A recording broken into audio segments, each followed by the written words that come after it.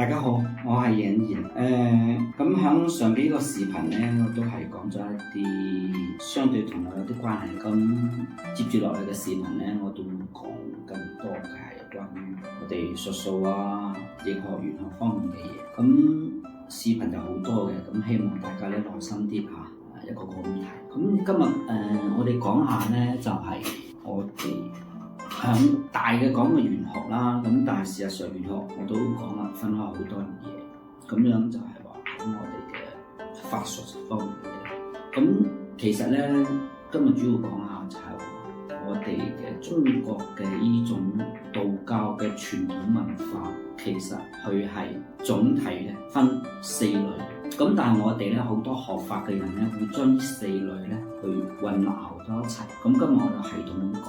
咁其實我哋所謂嘅中國嘅道教文化啦，其實佢係我哋嘅中國嘅國教。咁樣響好遠古嘅時候，其實咧響中國嘅民間咩都未出現，即係甚至道教都未出現嘅時，已經出現一樣教叫做巫教。因為人咧古時候好即係好，我講嘅就話我哋從原始嘅人類佢點去進化到而家人類嗰時候，咁人咧都係要趨吉避凶。咁既然趨吉避凶咧，佢就要掌握好多生活嘅技能。咁當一個人有咗火啊，利用水啊、木啊各方面嘅嘢、金屬啊，咁叫金木水火土啦建造一啲居住嘅環境之後，咁呢啲人咧需要就係有對太陽嘅一種崇拜，咁咧佢就會出現一種咩咧，叫民間信仰，亦都係我哋嘅巫教，以巫嘅形式唱唱跳跳啦，咁樣向天祈禱。風調雨順啦，人畜平安啦，咁樣呢啲屬於咧我哋嘅早年嘅祭祀嘅活動，就係巫教啦。咁呢種巫教咧，實際上係最始嘅原始教係。首先要理解係巫教。咁樣跟住落嚟，我哋先至會有一個乜嘢咧？就係少數民族。因為少數民族咧，佢係更加相對我哋而家現代嘅人嚟講，係更加原始一啲嘅。例如啦，響湖南啦，哪怕東北嘅薩滿教啦，或者係我哋嘅雲南嘅少數民族，好似呢啲文字啦咁大家都少見嘅。咁呢啲就係我喺雲南咧就好多呢啲少數民族嘅文化。咁我哋咁講啊，佢未到一個教理嘅前提下咧，佢只能講叫做少數民族嘅巫文化啦，佢係好流行。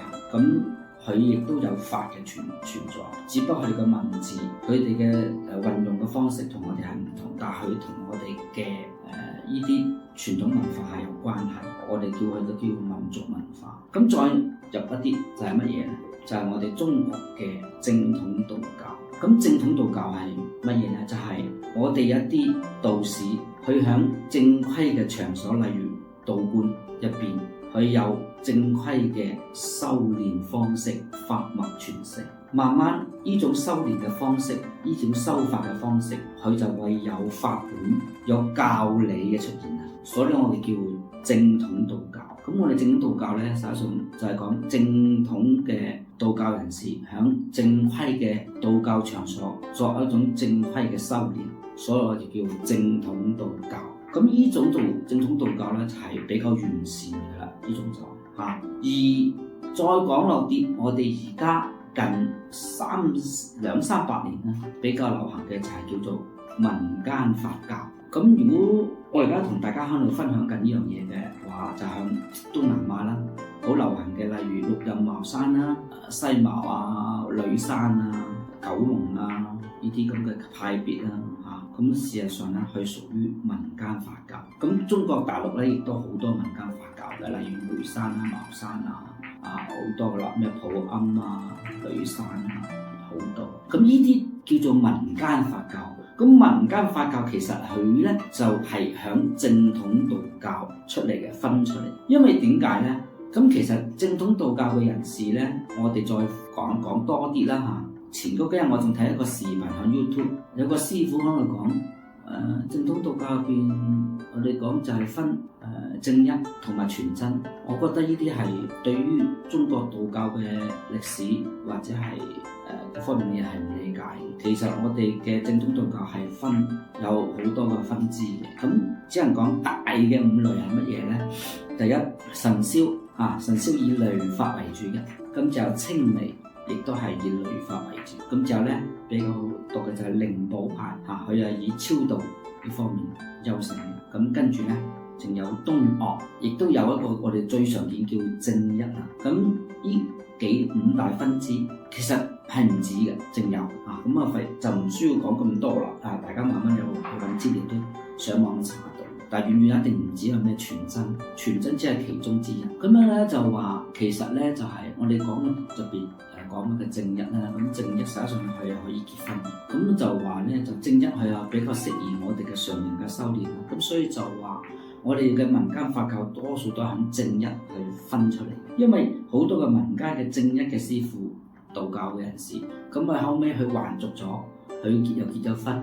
咁所以咧，佢就將我哋正統道教嘅一啲法，再加埋我哋民間嘅巫教嘅一啲法，就演變成我哋而家叫做民間法教咁樣。所以變咗我哋而家要講嘅就係我哋嘅而家響東南亞啦，兩廣啦，廣東廣西咁之間流傳好多嘅法咧。呢啲屬於民間法教嘅法，而喺我哋中國嘅大陸亦都好多嘅正統嘅道教亦都有法嘅咁但係我哋一定要理解到，其實我哋而家好多人學嘅係屬於民間法教，係有自己每個教派有自己嘅祖師有自己嘅教理教義。今日咧就同大家去分享我哋嘅所謂嘅正統道教、民間法教、少數民族嘅巫教，同我哋嘅民間一啲巫教係呢四大類。今日就分享呢度。